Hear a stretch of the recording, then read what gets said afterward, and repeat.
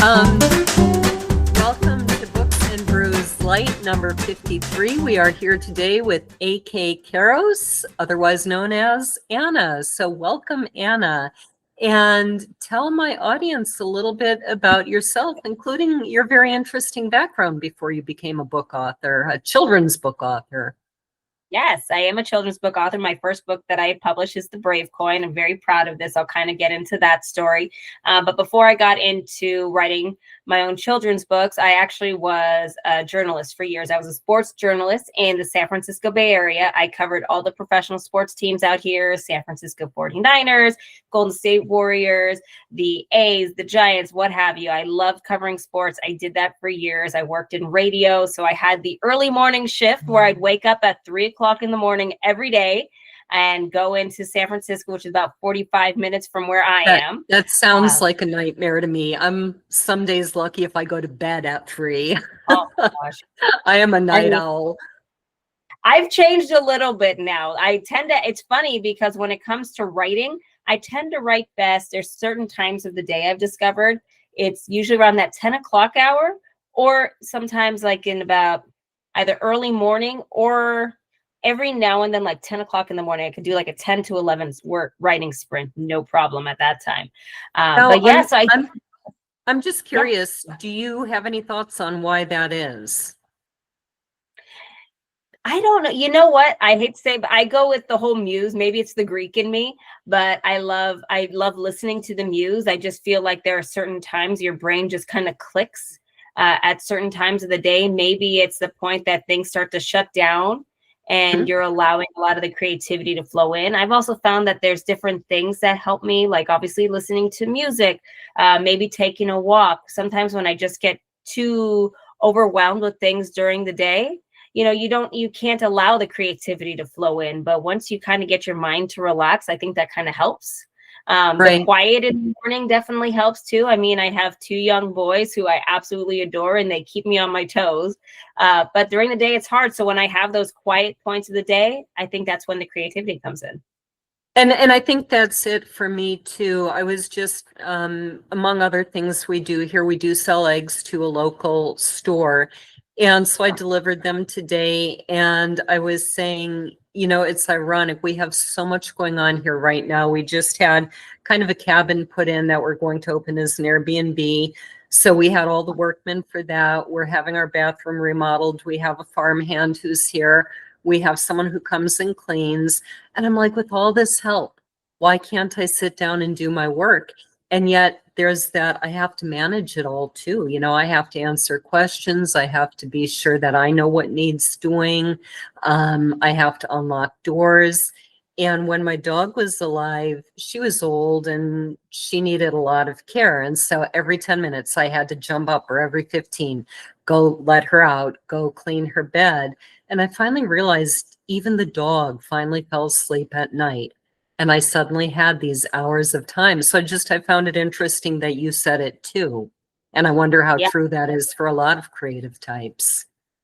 I think it's also just things kind of pop in. There's different things in life that inspire you. And I think one of the reasons why I was able to write this book was when I'd be sitting in the car commuting, because my commute was so long. Sometimes what I would do is I didn't realize I was dictating my book until afterwards, but I would just find whatever thought would pop in my mind, I would make sure to write it or to dictate it into my phone. So I would do it as I'm driving, and it's that idea of if you don't write it down, you're going to lose it forever. So I always try to make sure to write it down. And so that's where I realized I wrote this entire book basically as I was commuting to work. And you just got to find those times and just kind of let the voice speak to you, I guess. As crazy as that. I think that's the creative types. If you're a creative type, which you are, all the creative types will understand. You've got to listen to that voice. Once it gives you ideas, you got to let it in. Right. I heard something a long time ago. It was by a famous poet. I want to say it might have been Maya Angelou, but I could be wrong. And she was talking about how inspiration just kind of comes like a train, and you have to drop everything and grab onto that train and just let it take you where it's going to. And if you don't, it's like this whoosh. You have a whole poem in your head. You don't write it down, and then it's gone.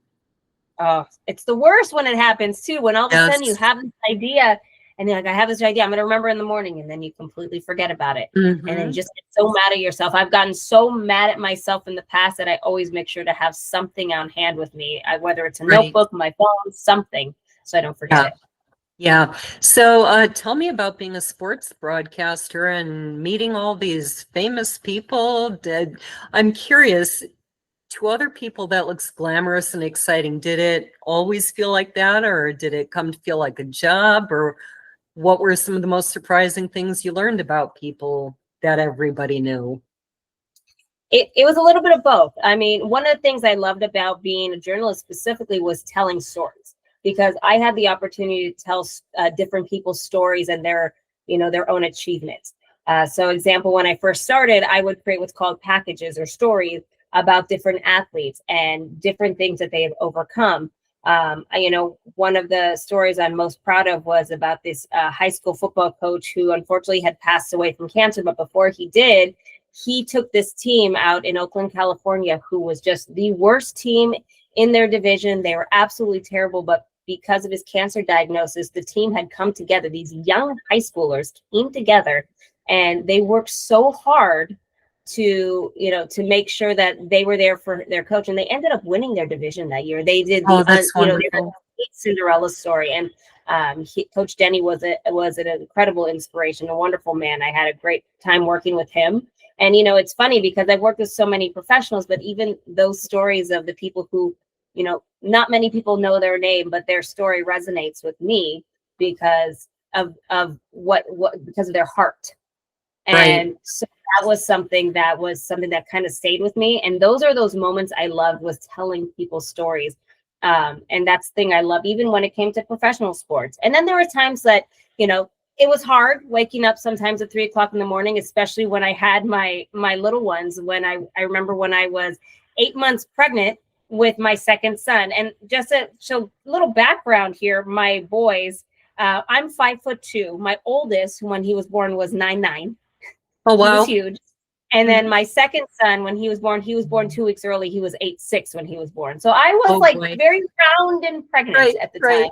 I'd be walking into San Francisco from my parking garage to our office building when I got there, it was about 4 o'clock in the morning. And that was not fun at the time. I'll be honest with you. That was one of the hardest times I had gone through. I had a lot Yeah, of support with good friends there, though, which is I had wonderful. some interesting experiences because trombone was my main instrument. I did a lot of freelance playing for quite a few years. And one of those years, I played the Easter Mass or Easter service, whatever church it was at. I was literally due that day. Oh, And she's so, right. And I was supposed to play two services, and somebody had talked to and said, well, can you fill in case? Because none of my babies have actually reached the due date. She was my fourth. And so I kind of expected I could be in the hospital or I could have a 2-week-old baby and be fine to play. And yeah. so he showed up after the first service and like, I'm here in case you go into labor. I'm like, it was kind of pointless to come for the second, but not the first. I'm fine. So, but anyway, it was interesting doing your job when you're very pregnant. Because I was playing a wind instrument, I actually had to sit on a higher stool so that my Oh, sure. legs could, not be crunched up into the stomach. But so yes, I can perfectly see you waddling in, Oh yeah. eight It months was it was pregnant. it was an adventure for sure. And you go through, when you work with professional sports athletes and also professional broadcasters, you're going to get all types of different personalities. You're going to have your Mhm. wonderful people that you have fun working with, and then you're going to have a little bit of attitudes or a little bit of bravado. And definitely, I was a woman working in a predominantly male industry, and at the Mhm. time when I was working there, I was one of the few. It's opened up so much more now, which I'm so proud to say. There are so many more incredible women working in sports. When I started, there were very few. There's just very few of us. One that comes to mind is Kate Scott, who works with the 76ers. She worked at one of our rival radio stations, but she and I had worked together on other projects before, and she was absolutely fabulous. And she was, I would say she was one of the pioneers in our area. I can say that I was another one that came in after her, and it was interesting to see the change from when I first started the first day, where I would see these text lines with like different messages from people. And you'd have some men saying like, why is there a woman talking about sports this morning? And then turning into the day that I left, that I didn't have any of those text messages anymore for years. And people were upset when I was like, why are you leaving? Why are you leaving the station? And well, what was your personal background in sports? Were you heavily involved in them in high school? I always loved sports. I grew up a complete tomboy growing up. Like I loved playing sports as a kid. I played tennis. I played softball. I wished I had baseball. We didn't have a girls baseball team growing up. So I played softball. I love that there's baseball teams now that are coming out because I prefer baseball over softball. But I played sports. My dad has always been a huge 49ers fan. So for us, he had his own business where he would work odd hours into the night for work, covering his own business. And then he was only off on Sundays. So Sundays was our day that we would all get together and watch football as a family. And so that was my memory growing up, was watching sports. And then I also used to work for the Oakland Athletics. I worked in their front office before I started in broadcasting when I was in college. So I worked in their community relations department, and then I ended up working with them a second time where I was there on field, the person who does the Jumbotron and everything, the little games and everything. So I got to work with the A's twice. So I definitely miss them here in the Bay Area. They're now in Sacramento, and it's very sad, but I definitely miss them. But I always loved sports. Sports was always a big thing for me growing up. That's great. I was, unfortunately, now mind you, if I had an interest in sports, I probably couldn't have pursued it because I had so much interest in music. I was doing everything that the school offered and then playing in 2 youth symphonies. But I did grow up with my mother, who just always had this thing about jocks and cheerleaders and how they're such mean people, stuff from her childhood. But hey, as a kid, what do you know? And so I was always kind of maybe a little bit afraid of the athletic types, and just because my head was being filled with that, not because it was right or fair. And so I ended up I have 2 girls, but I also have 7 boys, and they took an interest in sports on their own. And once they got involved in sports and I started actually meeting all their friends on the team, I was like, these are the nicest kids. These are great kids.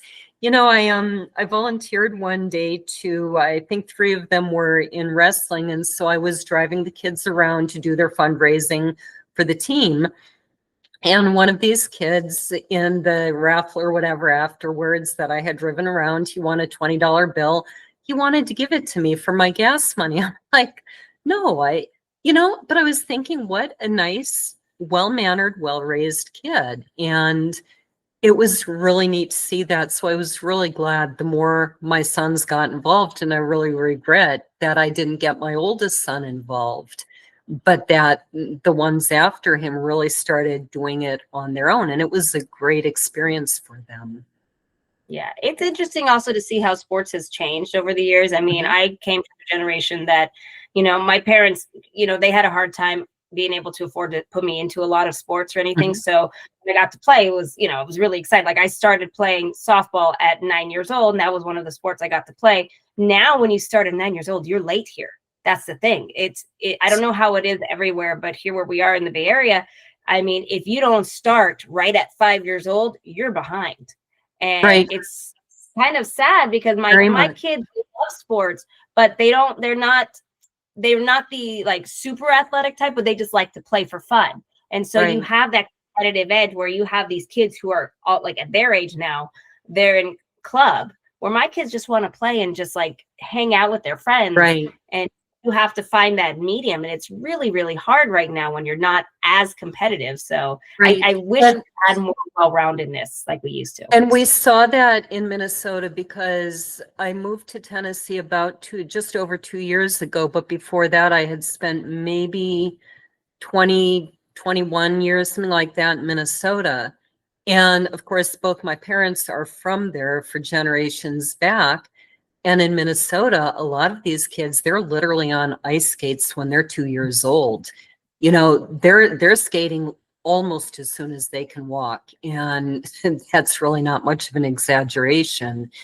And it's, it's great that they can excel at something, possibly even go professional, but I'm with you that it can be too much pressure on a kid. And how does it affect the kids who just want to play for fun too? Yeah, or the kids that also like my boys, they don't have my genes, they have my husband's genes, they're tall, where they're still growing into their body. So I always joke that they're like the puppy dogs, like the Great Dane puppy dogs, or their paws are too big and they keep falling all over themselves. Yep. So they're still growing into their body. So they don't have certain, now I'm seeing my older son find that athletic prowess as he's gotten older. When he was super clumsy when he was younger, and he would have fun, but he didn't have that prowess that he's starting to develop now. So I'm hoping that we're trying to find other sports that he likes and everything. Like, he loves golf. He's actually loves playing golf, and that's something that he's really, really enjoyed. And I think that there's less pressure in that right now, and it's just something he could enjoy doing, which I like. Well, I've heard that golf is really a declining sport, so it may be that you're not in the same position where you've got kids who have been playing golf since they were 3 years old. So that might help. That's just a guess. My husband played a little bit of golf and he'd like to get back into it, but he's told me that a lot of golf clubs have closed, or courses have closed. Really? Because of that. Yeah. Yeah. I think he was Wow. talking about Myrtle Beach in particular, because he used to go golfing there with a friend. And I think he said something like half the golf courses there have closed in the last, whatever, 10, 20 years, whatever it is. So hopefully the sport will grow again. But you also were a TV host. Tell me about that. Yeah, so I did, along with my sports radio, I was also doing a few different things. I started doing some like small not animation, small entertainment shows, like lifestyle shows about different places here in the Bay Area. And then I went back into doing more sports, where I was an TV anchor, sports TV anchor, and again, covering the teams out here in the Bay Area. So I did a lot of that. I ended up being able to win 2 Emmys out of it, which was great. Nice. So Congratulations. Thank you. So I had a blast doing that, and it was fun. It was a lot of fun doing it. Now what I do is, because after COVID hit, it was definitely a time to just kind of reassess everything. Because the last year that I was working in radio, I ended up getting sick a few times. So I ended up getting, I think, because I was having burnout before I even knew what burnout was. Before the talk of burnout now that we talk about, we weren't talking about it back then. Yeah. And so I was realizing I was working, early mornings, and then I'd actually stay in San Francisco to sometimes work at night with the TV station.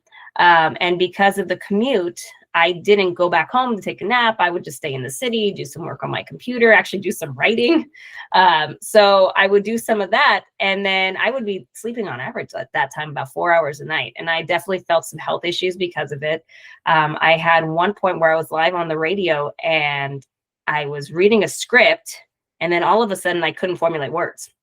And I started freaking out on the air. I was thinking, oh my gosh, what's wrong? Everyone looked at me. They're like, what's going on? My coworkers are like, are you okay? I'm like, no, I'm not okay. Luckily, everything was fine. I was freaking out thinking I was having a stroke or something on the air, but I was fine. I had some other issues later that year. I ended up also getting pneumonia. And after that, I'm like, all right, I need to reassess here. I have 2 young boys I need to take care of. Let me reassess my life. So I ended up saying it's time for me to make a change. And as much as I loved working in sports, and I had some phenomenal times, and I met some incredible people. I got to even be part of the Warriors parade, their championship parade, which was one of my favorite moments. I got to work in radio, but I had to sit there and think, what's more important at this point in my life, doing this, which I could come back to eventually if I want to, or raising my children. So I decided to go into business for myself and start my own media company. And at that point in time, COVID hit right after I did that. Great timing. I had to reassess again. So I was planning on doing some film documentaries, because the other thing was I actually wanted to get into film work, because I originally was planning on going to film school before I got into broadcasting to become a director. And so I was looking into getting into documentaries, but then once COVID hit, I had to pivot again. So that's when I decided, hey, I have this book that I wrote. Let me see if I can get it published, because I had originally had tried to send it into literary agents and I wasn't getting any hits on it. And they were saying, hey, we don't have any books that are needed for anxiety, because my story is all about helping kids who have fears and anxieties. And what it also comes with is a coin that kids can carry with them. And I'll kind of give you a little more background on the coin and where it came from. But at the time, they were like, no, we're not interested in that. They didn't like the idea of having something come with the book. So once COVID hit, I decided to say, you know what, let me try seeing what I can do to make this happen on my own. And I had done some research. I joined some writing groups. And so once I kind of looked into how to do that, it took me about 4 years from before the whole process, but I ended up getting the book, professionally edited. I got it, I found the artist that I loved. It took me about 1.5 years to find the artist. And once it all came together, it came together at the perfect point. And then I was so excited that I was able to have my book, The Brave Coin, written. Fantastic. And this was so proud to finally get done. And the moment that the book came in the mail, because as you know, like the process of putting a story together, especially the first one, this is the book baby. This will always be my book baby, the first, right? So you're the process and the learning, and I figured out how to do things differently now. But once I finally had that come into fruition, it was just such a dream come true. Right. So how did you find the artist? Yeah. So I was looking like about 1.5 years. I started looking online. I was looking at SCBWI. I was also looking on Instagram. I had been reaching out to people. It was either that I couldn't contact people because I didn't have an agent, or there were people I wasn't sure, like I didn't have enough references and everything. So I didn't know. And I was nervous about putting in that much money into an illustrator without having any background information on how the process worked. So I was part of a children's book group on Facebook, and I happened to see my illustrator is Luis Perez. He's actually in Portugal. He's amazing. He posted up some picture in our Facebook group.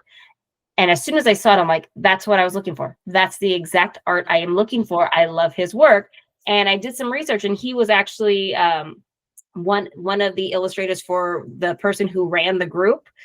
He had done a bunch of books for him. He had also done other books for other people within the group. So I'm like, okay, he looks like he's legitimate. Everything I've seen looks great. It's what I'm looking for. So I happened to contact him, say, hey, are you available? Here's what my story's about. What's your timeline look like? He goes, actually, it's funny. I've actually been booked for over 1 year, but I had somebody who just backed out in October, and it was like 2 months before. He goes, can you wait 2 months? Like, I've been waiting 1.5 years for you. I can wait 2 more months. That's great.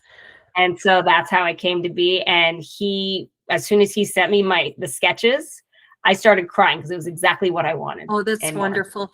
The illustrations make such a difference. One of my favorite books from childhood is called The Wicked Kings of Bloom. And in fact, if you want to look up Reading with Sheep at my channel, Harp Writer, I read with the sheep, sit out there in the field, and I show the pictures to them, and some of them run away, and we've got one who sticks her nose right up in the book, and it's a lot of fun. And then I send the book to my grandchildren, and the illustrations are so wonderful in that they're sort of almost impressionistic. They have this dreamlike quality as it's telling this story of these hideous brothers who hate each other and force these two towns of East and West Bloom into this battle that neither of the towns wants, and how they search out these monsters to carry them because they become monstrously fat. But the illustrations are so wonderful. And then there's another book, and that's by, I believe, Stephen Kellogg, if anybody wants to look that up. And I'm going to have to tell him he owes me some commissions. But there's another book. I have no clue what the name of the book is, but the illustrations are just hideous. And I look at them, and it's like these really weird people with these, they're kind of human looking, but not quite. They've got these really sharp noses and weird exaggerated chins or under exaggerated. I don't even remember what this story is about. Oh, it's something about a monster in a cave and a birthday cake. But all I ever remember of that is how awful the pictures were. And why would you pick that sort of a picture? You know, I don't know. Maybe it appeals to It stuck someone, out but to you. Yeah, it what? stuck out. Apparently, it Well, stuck out to that's you that you true. remember it. As That's weird as it true. is. That's true. There is that, but I would never buy that for my kids or my Yeah. grandchildren. I would Well, never that's want to read it because I just, every time I looked at those pictures, I was like, these are just ugly, like they're creepy. So yeah. it is important to have a good illustrator and one who fits your story too. So yeah, go I would ahead. love to show you that actually. Well, so one of the things that's what's great is one of the words I definitely use because I do come from a film background is I wanted cinematic. I told him I'm Yes. looking for a cinematic like artwork. That's what I want for the pictures. And so you could see here, like this is one you kind of see here. Oh, I don't that's know if you can see. beautiful. Yeah, and then and then the favorite though that I love because you got to have a dragon. So this story has a dragon Oh, in it. wow. And That's his nice. artwork. And just so you know, Louise, he took a month to do my entire book. And this is it's not a short book either. It's what was it? It was about 54 pages total. It's a Oh, longer wow. book. Yeah, and he did absolutely fabulous with the book. I don't know if you kind of see it. Let me see if I can bring it up a little bit because I have my background on, but Right. but yeah, he did an absolutely fabulous job, and he got the vision that I wanted. And I was able to just make a few little tweaks in the book, and he did an amazing job with it. Because I remember I told him I want this book to have a kind of a fairy tale, but almost like a Princess Bride feel to it. Came up with it because that's my favorite movie, and in the beginning of the story, it's about a young boy who's nervous about his first day of school, and he doesn't want to go. And the inspiration for this actually came from my older son, who would be scared about everything and had a lot of anxiety when it came to something new. So he was actually joining a brand new soccer team and he didn't know anybody. He goes, Mommy, I don't want to go. Can you make me invisible? So what I did was I found some random coin in my house. He was 4 years old at the time. And I told him, like, here, it's some beautiful random coin that I found. And I said, here, take this. It's called the Brave coin. You just stick it in your pocket. If you get nervous, give it a squeeze. It'll remind you that you're brave. You just got to believe in yourself. And so he took it with him that day, and he ended up like making friends and having a good time. And so that's where the idea for the story came from. So every book actually comes with a coin, which you can kind of see here. It has a dragon on one side and then a sword on the other for the knight. Oh, that's wonderful. Where did you have those made? I have a coin guy. Okay. So that was something that was important, was because when it came to getting metal, because I wanted to make sure these were strong. So the thing that you can kind of see, these are actual metal coins. They're not plastic. Nice. So that I wanted it to be something that was substantial enough that kids know it's there, but something that's small enough that they could put in their pocket, but also big enough that they can't swallow it. So that's the other thing too. So it is something that's made for a little bit older kids. So I do make sure to have the warning about that. But I have a coin guy who actually worked with different companies, who does coins for companies like Disney, Forbes, all these different companies. So I worked with somebody here in California, in Southern California, who actually helped me with the design and everything. And he did a phenomenal job. And we had to make sure we have it right here in the book. So it comes with every book. So if you get a hardback book, you get the coin as well, so that kids can carry it. Did you go with self-publishing, or did you find a publisher? I ended up doing it. I ended up creating my own company. So I created my own independent publishing company and did all the background and work and everything. And so now I've created my own company to print my own books. So I have different people that I work with and everything. Who prints the books in such a way that you can put the coin in there?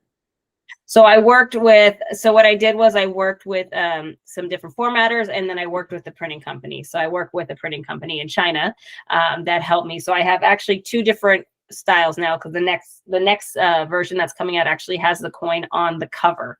So we're going to be changing the design, so the coin will be now on the cover itself. So that will be coming out this next year in 2026. That is exciting. Did you have a reading from the book to do for us? Sure, I could do it. No problem. I'd be very happy to do it. Do you want, how long of a reading would you like?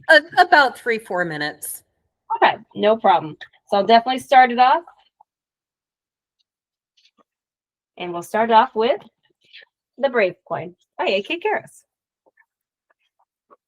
Sam was nervous. Today was his first day at his new school, Appleseed Kindergarten. It had taken Sam a long time to make friends at his old school. A new school meant new kids and no friends. He had to start all over again. His tummy started to hurt. What if nobody liked him? What if everyone laughed at him? What if his teacher looked like a scary witch? Sam missed his preschool teacher, Mrs. Goodnight. She sang the best songs and had the best pirate ship park. Now he didn't know anyone. What if the kids were mean? What if he put his shoes on the wrong feet? He ran back to his room, jumped on his bed, and hid under the covers. Sam, where are you? Dad called from the hallway. Maybe if he hid under the covers, Dad wouldn't find him. Dad pulled down his sheet. There you are. Let's go. You don't want to be late for your first day of school. Sam frowned. I don't feel good. What's wrong? Asked Dad. My tummy hurts. I don't think I should go to my new school today. Dad smiled. Are you nervous? Sam's big brown eyes filled with tears. What if no one likes me? What if the kids laugh at me? What if my teacher looks like a scary witch? Can you make me invisible, Dad? Dad thought to himself, I don't think I can make you invisible, but I might have something that will do the trick. Sam jumped up in surprise. Really? What is it? Come downstairs. I'll tell you while you eat breakfast.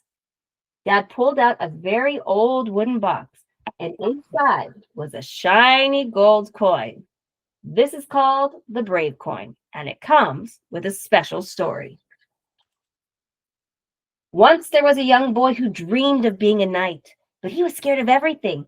He was scared of the dark. He was scared of spiders and snakes. He was scared of heights. The other boys laughed at him and told him he would never become a knight. One day, the boy met a wizard named Griffin, who told him about a magical coin that would make him brave. The coin was hidden in a dark cave, guarded by a giant dragon. The wizard said, The cave is in Black Widow Mountain. It is the darkest cave there ever was. Just the thought of the fire-breathing monster made the boy shake to his bones. But if he could get that coin, nothing would scare him again, and he could make his dream come true. The boy only had a little candle to light the way. It was the spookiest height, the tall mountain. The boy was scared, but he wanted that coin. And I could continue if you are. We can. That's good. That I think is a great hook for people to want to find out what happens. So, what have you done for marketing? That's what every writer wants to know. Yeah, I think for me, the best thing that I found where I have done the best with books is actually going out to bookstores and also school visits. School visits I love doing. It's probably my favorite part, honestly, of this whole job is going out to schools, meeting the kids firsthand. And I do a lot of SEL work. I've also kind of done some writers workshops I've developed. I've also, I do things from the big assemblies to the smaller ones. I prefer, honestly, like the grade size, like first, second grade, like together, something like that. Because I can actually do a smaller group lesson. I can be more hands-on with the kids where I've done I've done things like dragon paper airplanes, doing little fun art projects with the kids. So I try to do stuff like that for them to make it fun, but also talk about the importance of being brave and also facing your fears. Right, which is a great message for them. So do you have a next book planned? I saw there were 2 books on your site, but one of them I don't think is out yet. Yeah, so there's a couple different things I'm working on. So this story was written about my oldest son, Dean. So that's where the inspiration came from. My second son, Lucas, I had to write a story for him too, right? So for I have a story that I've written. I'm actually working on, I'm actually trying to see if I might go traditional route. I'm going to try one more time going traditional route with him. If not, I'm going to look for an artist. I've been looking for an artist in the meantime. This one's called Picky Rudy Master Foodie. It's all about picky eating. So that's my second one that's written. So that one's written, just getting ready to get that one out.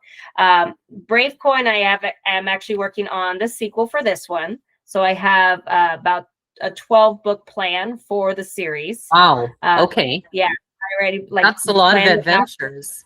Yes, so we definitely have a lot of adventures. We're hoping one day actually the goal is to make it into animation. So that's what I've been kind of hoping to work on now. So we'll see how that goes in the next year or two. And then I'm also working on a middle grade novel. So I have that also in the works as well that I had been outlining and working on that. So that's going to be middle grade graphic novel. That's fantastic. So you are home with your boys now and able to sort of kind of devote your time to all of this. Well, I also have my other company too. So the other thing with my media company is I also produce podcasts. I host a podcast as well. And then I also do some like editing. So I do some like video editing, things like that. So I do that as well. And then just like writing for different projects here and there. So I do, the good thing is I work from home most of the time. So about 80% of the time I work from home, which makes it a lot easier for me to have a more flexible schedule with my kids.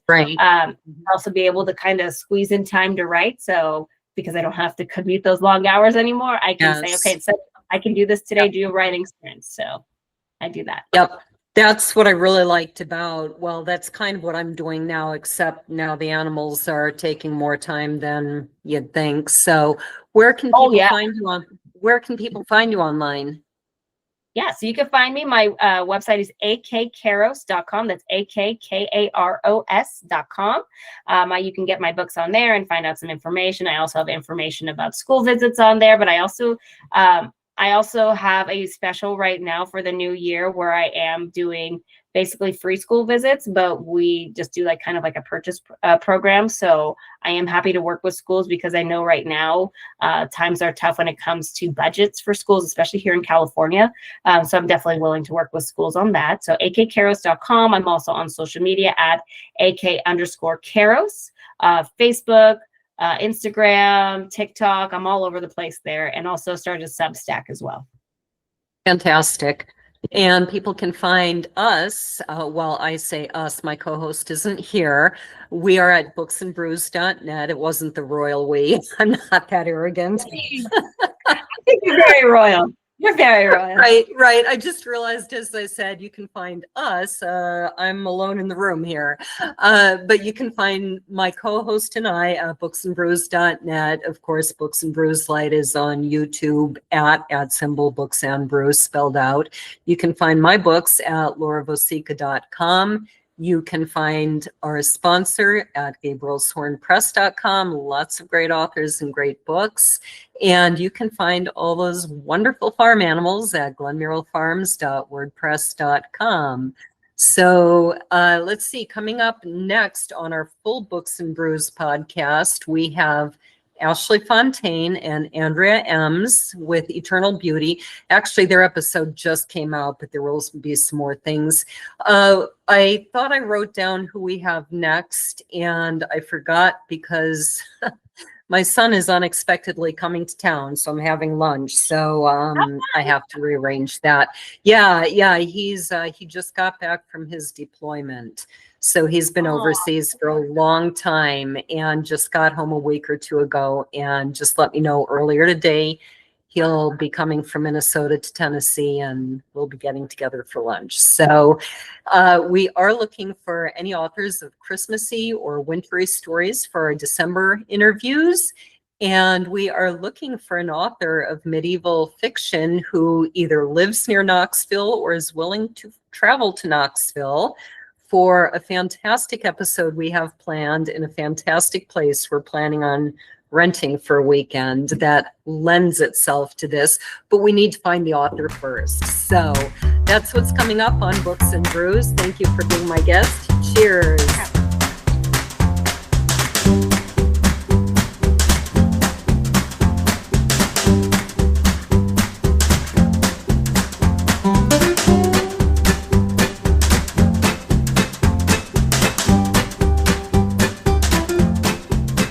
Bye.